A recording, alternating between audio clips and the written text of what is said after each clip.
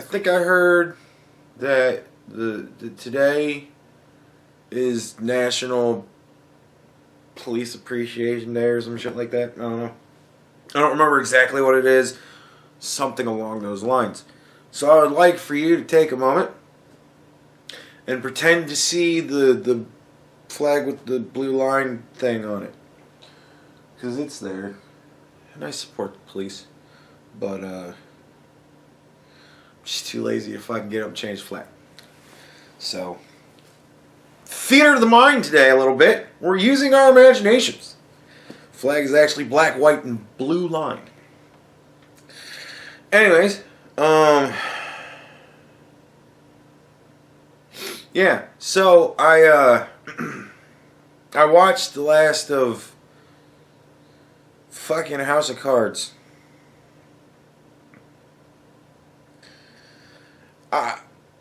Honestly, I don't even know where to begin. Like, they went a very social justice-y route. And at the same time, I don't even know what. Mocked it? Kind of? Like, they've really, like, I don't even understand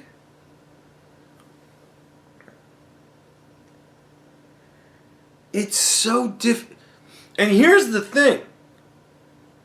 I was trying to figure this out, how I was going to make this fucking video two days ago, right? When I originally finished the fucking show. So I've been thinking about this for a while. It's not like, oh, I'm still thinking through cotton. I'm a little bit better today. I think it only took me about 2 hours of rolling around before I finally fell asleep, and I only got up like an hour and a half before my alarm went off. So I'm doing much better than not sleeping at all. I got at least 2 hours of sleep. So I'm a little better. But I mean, I don't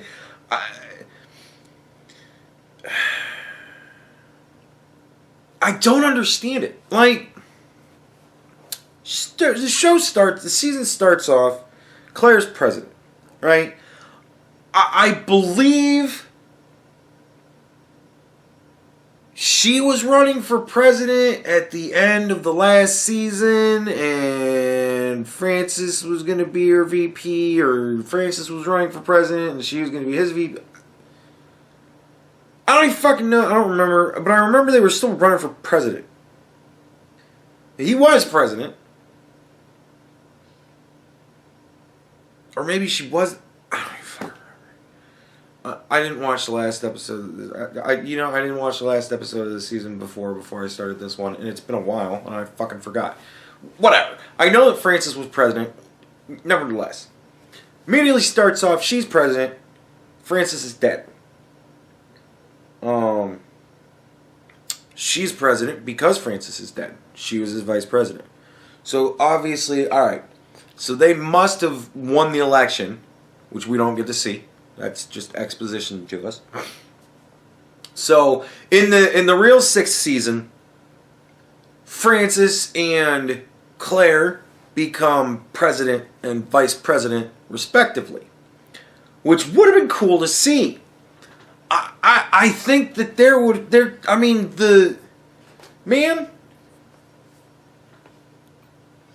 the things that we missed in the sixth season that never was of this show.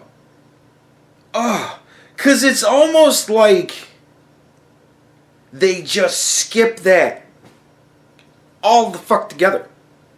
Like they went, alright, this is how we would have done the sixth season. We'll just do the seventh season, call it the sixth season. Bam, we're going with the show still. Right?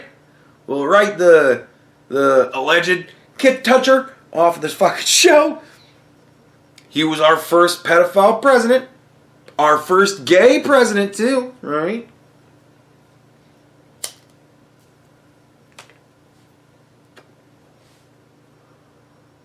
Well, first pedophile that we would actually know of, I mean, once he's convicted. If he's convicted. But yeah. Wasn't there like a thing about Abraham Lincoln used to have a boy with him or something like that? Or maybe it was George. I don't fucking remember. One of the presidents was, people thought he was funny. But,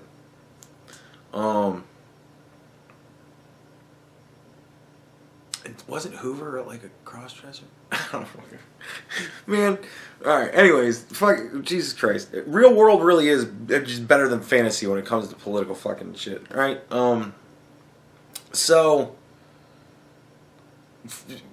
essentially what the 6th season originally was going to be, Francis and Claire as president, vice president, there would have been something going on with Russia. Because there was heavy Russia in this season.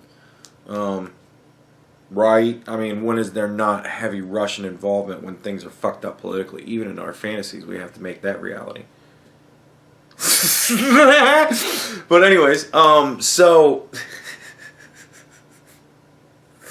Oh, what a poignant thing I just said. From the mouths of people who can't sleep. But yeah, so there would have been some sort of thing with Claire and the Russian president, I'm sure, because it was almost like it was set up to be that way in this season. You know what I mean? Like, so I'm just guessing. And then at the end of the season, well, I mean, I don't want to ruin it for anybody who's going to watch, but at the end of the season, somebody kills Francis, right? Francis is dead. Claire's now president. Vice president becomes president. Claire's now president. And like, constantly, like every time she was talking to people, it was so weird.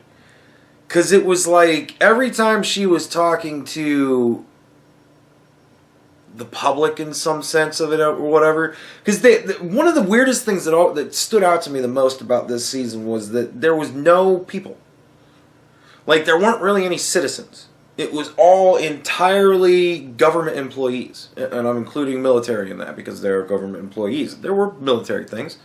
But there was no citizens. Like, in the other seasons, you know, when the American people were pissed at President Underwood, they were outside in the fucking, you know, North Lawn, like, with fucking torches and shit.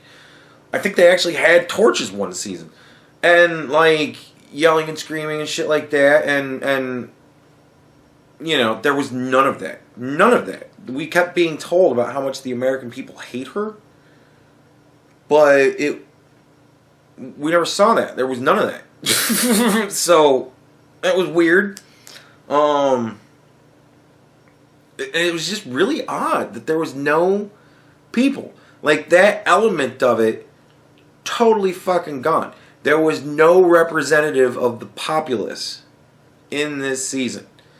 I don't know what that says exactly, but it says something. But it made the show a shit ton more bland with whatever the fuck your covert message is. Right? Like, whatever the fuck you were trying to say, first of all, I don't get it. Secondly, why were there no people in the fucking... You know what I mean? Like, it was just weird. It was weird that you didn't have that, because it was such an interesting, you know, plot point whenever it came up. Because it's like, oh yeah, there are citizens too. Look at that, you know. But I mean, there was no real citizenry at all. Like, she never fucking goes outside. And, oh my god. And it was like, speaking of never going outside, if you ask yourself, reasonably and rationally,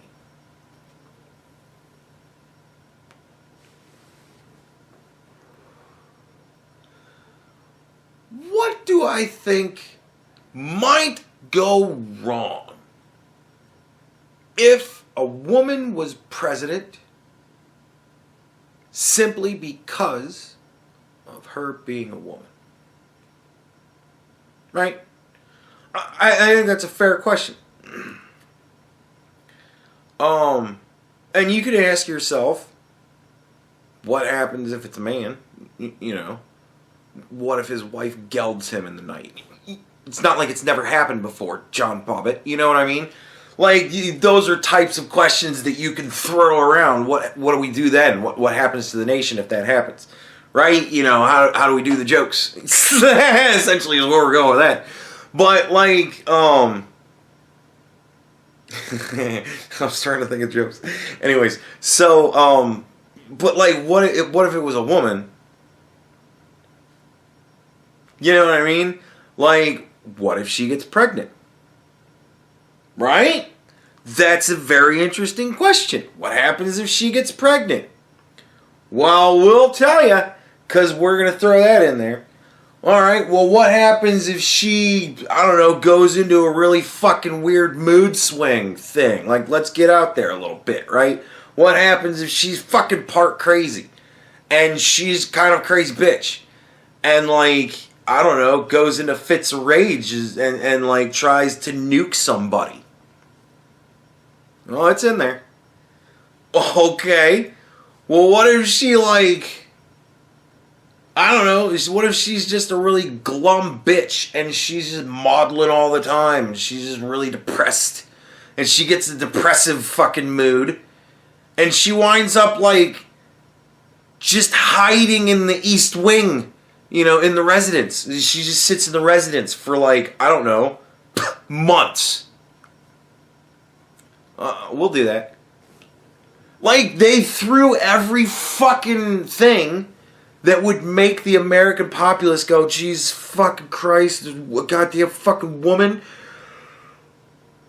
Oh, like, you know, even women would be like, this is exactly what they fucking always said was going to be some shit that was going to happen, and here we fucking are. Dude, we're never going to have a woman president again. This is my only thought through this whole thing. But she's, like, playing it off like she's doing it all on purpose. And I'm like, what difference does it make? If you're doing it on purpose, or you're really fucking crazy. You're still inciting panic in the populace, Madam President. Like, what's fucking wrong with you? Like, the whole time, I'm sitting there going, I hope somebody kills her, because I'm sweating, thinking to myself, fuck me. We could be going through that right now. Like, you don't know how fucking insane the right might have gone if Hillary got elected. What if we had the opposite on the same fucking sides, right? Have all the fucking right-wing people, Fox News, constantly talking about how Bill Clinton was raping women in the White House, and now his wife's in the White House, and there's Bill Clinton in the White House. I wonder where it was that he had Monica blow him. I wonder if Hillary's gonna be getting a little tongue job going in the fucking, like, dude, man, that shit'd be everywhere. And what happens if it throws her into a depressive fit or into a fucking rage? Right? Like, people talked about how unhinged she was on the fucking campaign trail, yelling and screaming and fucking hitting Bill and shit like that. You think all that shit would have stopped if she became president? No. We'd probably still be hearing about her yelling and screaming and hitting Bill when the caravan hit the walls. Such as they are. Right? Let them in. Fucking Merkel would be our best friend. You know, like, and I'm sitting here watching it going, this is like every nightmare scenario. And I'm thinking to myself, what are they trying to do? Are they literally trying to dismantle any possibility that we are ever going to vote a woman in? Because nothing's rosy. Nothing's good. Nothing's good. Everything's shit. I can't even imagine how stressed I would be living in that reality. Oh my God. Like, and they go even deeper than all that. Like, they go even further than all that. She winds up firing the entirety of the cabinet. Why would she do that, you ask? Funny question. You know how everybody's throwing around, what is it, Article 25 or some shit like that, the 25th Amendment or whatever it is, where they can say the president is unfit mentally to hold the office? Right? They keep trying to throw that on Donald Trump because he's a little wacky, because he doesn't give a fuck, because he's not trying to win a popularity contest, he's trying to make the country better, because he doesn't fucking care what CNN thinks, and he's willing to tweet about it, and whatever else he thinks, and that makes him unfit, right? She literally sits in the residence for like months. 2 or 3 months, I think it was. And how dare the cabinet try and fucking oust her ass because of that. But it was all this grand ploy, of course, so that she could do that. Why? So that she can literally staff the entire cabinet with women. The whole cabinet. It's all just women. And I'm like, alright, whatever. I'm like, you know, what? Whatever. I'm like, I don't care. If they're qualified, if they're going to be good in their job, whatever. Right? So she starts trying to push all these women to do this fucked up shit. And most of them are like, I can't even believe how fucking evil and shitty you are. And like, some of the women tell her that shit to her fucking face. And like, some of the women, she winds up deeming her incompetent and replacing them. And I'm like, you know, I'm just kind of like,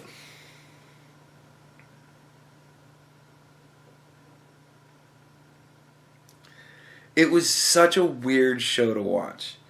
Because it was like, it was, I don't know. I don't know if they were just trying to troll the liberals. Like that, and that could be what it is. Like, they could be pissed about the whole Kevin Spacey thing. And be like, you know what? Let's fuck up their juju a little bit. Who knows? They could blame the liberals for this. They could blame the leftists, crazy leftists, for this shit. All the Me Too stuff and all that stuff. They could blame all of it for that. And just be like, you know what? We're going to write us a fucking season, this season, that'll ensure nobody will ever want to have some dumb bitch on the fucking throne ever. Because holy shit. And if they were trying to be like more feministy and shit, like, they really did a terrible job. So I'm very confused. Because it comes off very pushing it in your face feminist shit. But at the same time, like, I can't even, like, it was exhausting to watch. And at the same time, it was so boring.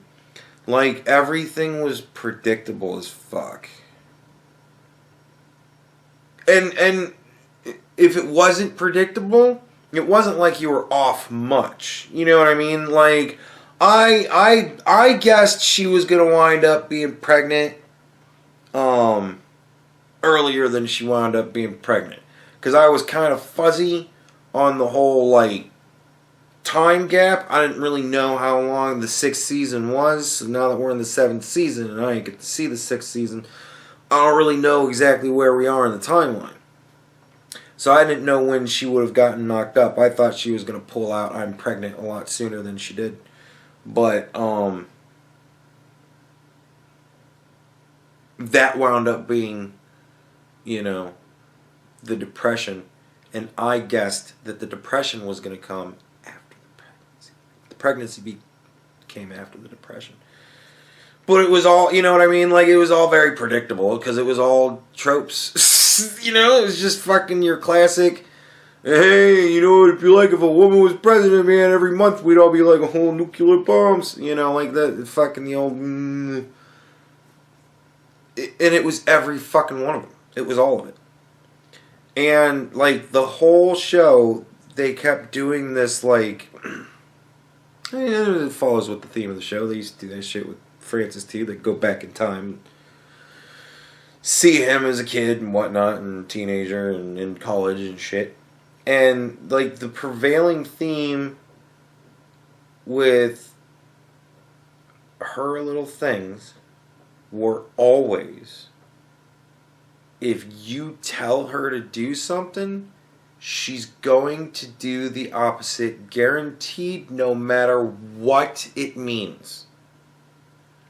Consequences be fucking damned. She's going to do the opposite of what you tell her she must do. And, dude, every time somebody tells her, Claire, you have to do this, I'm like...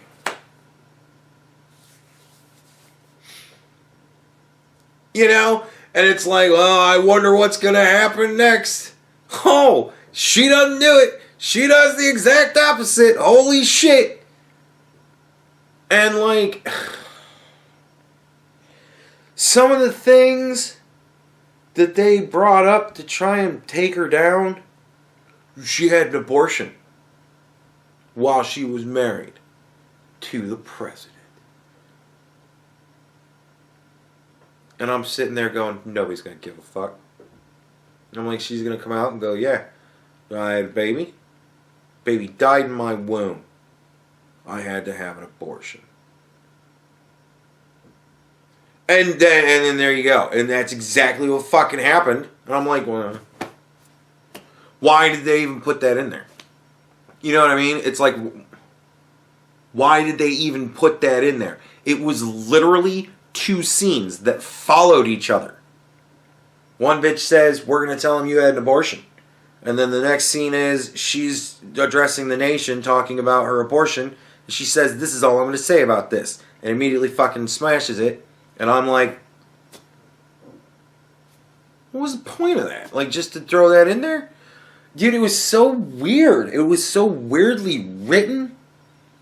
All the periphery characters were like... I don't even fucking know. Like, they were constantly stymied by the fact that she was just never going to do what she needed to do to be successful. Like, she was willingly self-destructive. And they had no idea how to handle that. And I'm like,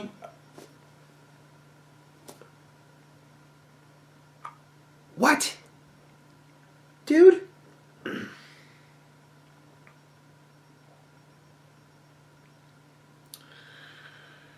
And they threw in a Russian collusion plus, dude. Like, all right. Honestly, how long have I even been bitching about this? It's been 20 minutes. I've been bitching about this solid. I totally wanted to talk about New Amsterdam too, because I have watched an equal amount of New Amsterdam.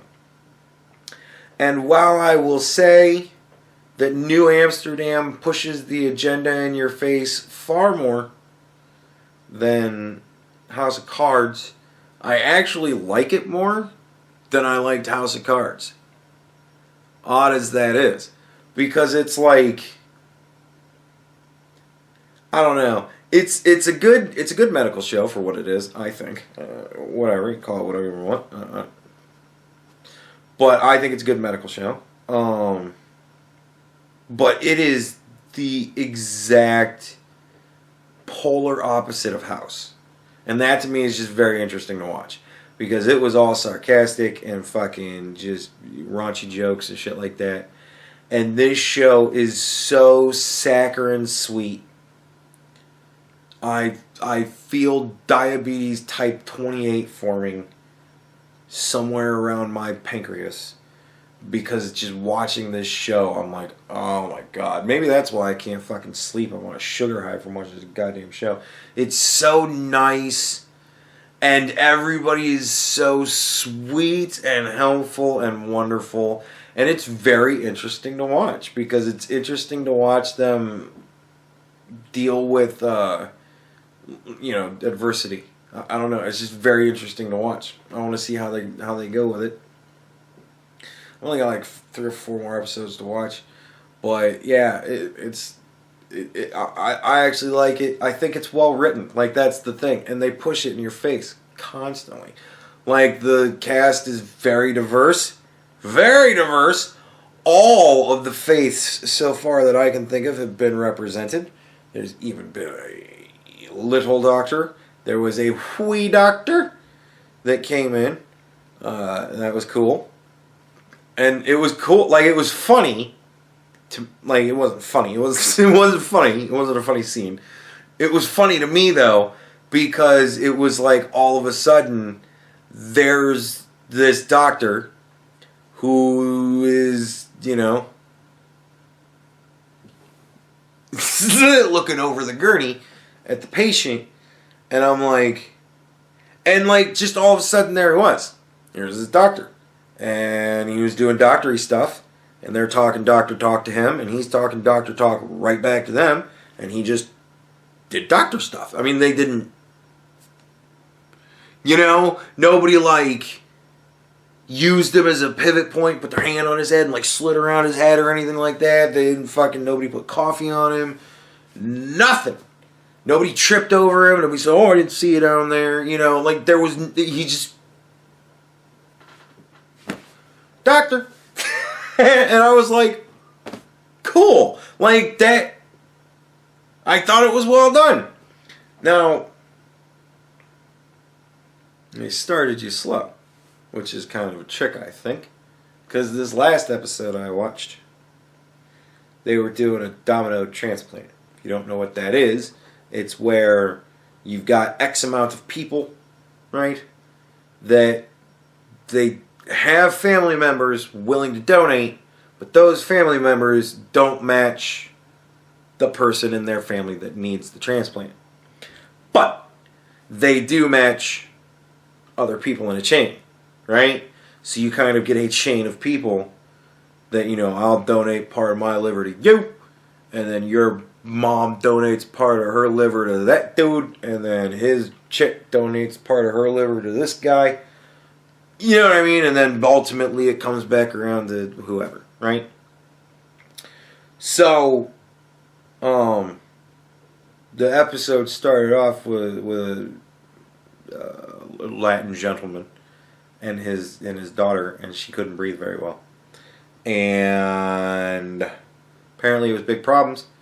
And he happened to mention, that not only can they not pay, of course, but,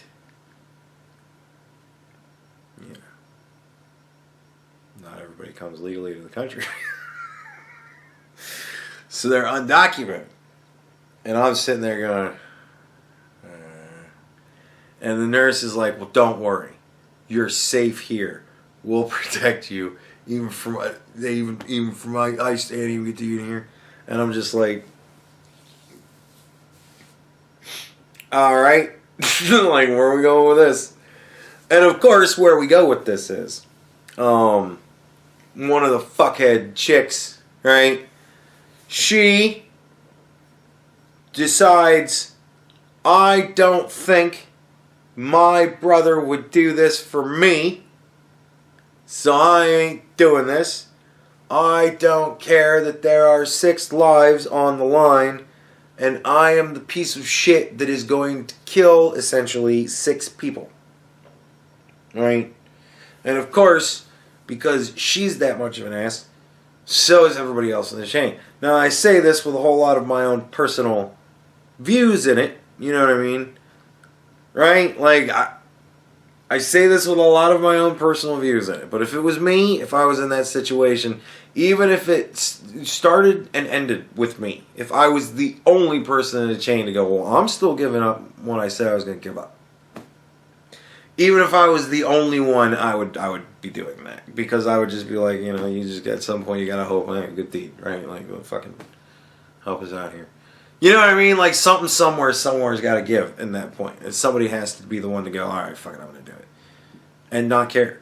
Because then how does the next person in the chain be such a piece of shit to be like, well, my family member's gonna live. Yeah, I guess I gotta do it. You know what I mean? Like, someone, come on. So, dumb white bitch, she leaves. I'm not saying that she's a dumb white bitch because she just happened to be white. I'm saying that because, it was a very diverse group of people in the chain. An extraordinarily diverse group of people in the chain. So much so that you have to wonder at the validity of the whole operation, considering, transplant viability and whatnot. But nevertheless, forget it. Anyways, so, but it was, of course, the whiny white bitch. She was the first one to dip out. Now we have a break in the chain. And not only that, but we have a break in the chain right at the beginning. The anchor patient, the patient that started the whole thing. They're not going to get fixed. Of course, the brother of said patient says, well, fuck that. My sister doesn't get her liver. Fuck everybody else. So, here we are in this situation. But as it happens, the young Latino girl, everybody forget about her? She doesn't breathe so well. She needs a transplant of lung, right? But, the transplant board, they're not going to take an undocumented citizen because, right? This is what the guy says. He says, because they say that post-transplant recovery needs to have stability to be effective. And he says, right, the Latino dude says, and they think we don't have that. And I'm just like, do you? Like, fucking really? You're here because your daughter can't breathe. Your daughter's condition has gotten steadily worse. You said so yourself. And you didn't come here because you were scared because you're undocumented. And they say you don't have stability. I'm like, how about what we say is that we're the American Medical Board and we're the American Transplant Board and we deal with the Americans first, and when all of the Americans have their transplants done, guys are next, man. Like, how about that? I'm just like, fucking whatever. Alright. But it was well written. So, she needs part of a lung. And of course, the father's like, well, I'll donate my lung. Make sure I'm a match. So they test him. Not a match for the daughter. Oh. But he's a match for the anchor patient. Ah.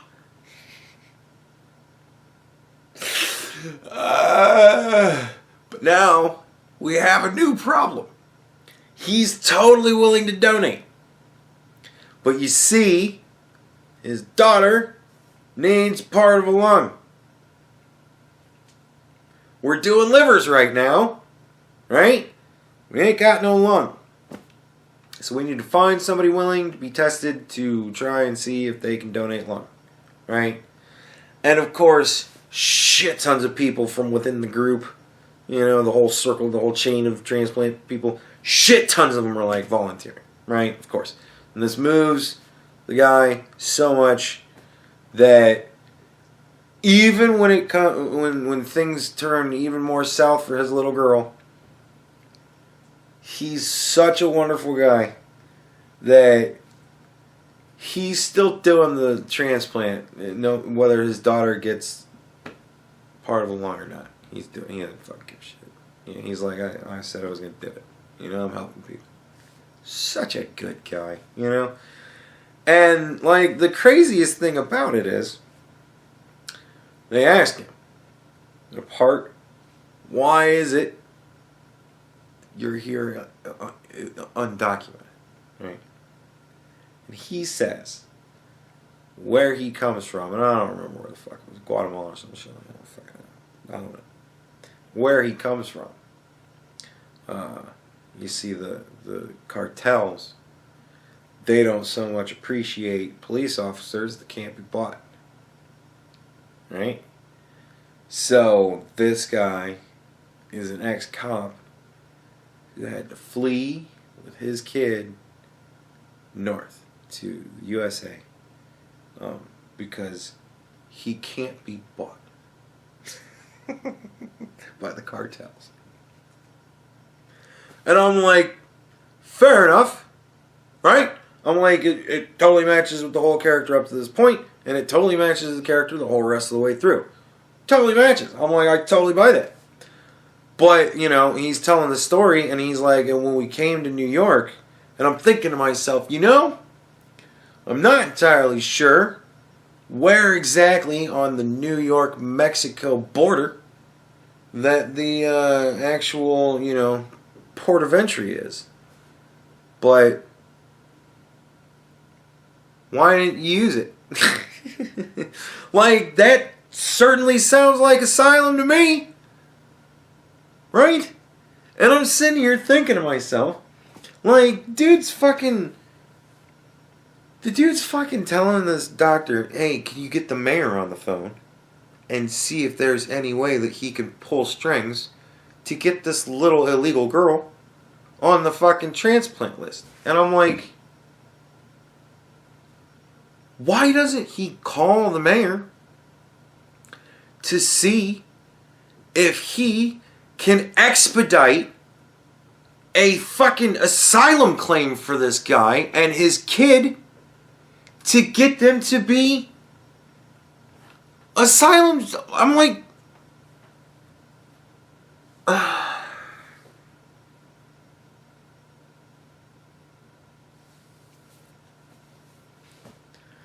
and it's like ultimately, it just, I love watching it because it makes me laugh because it's such a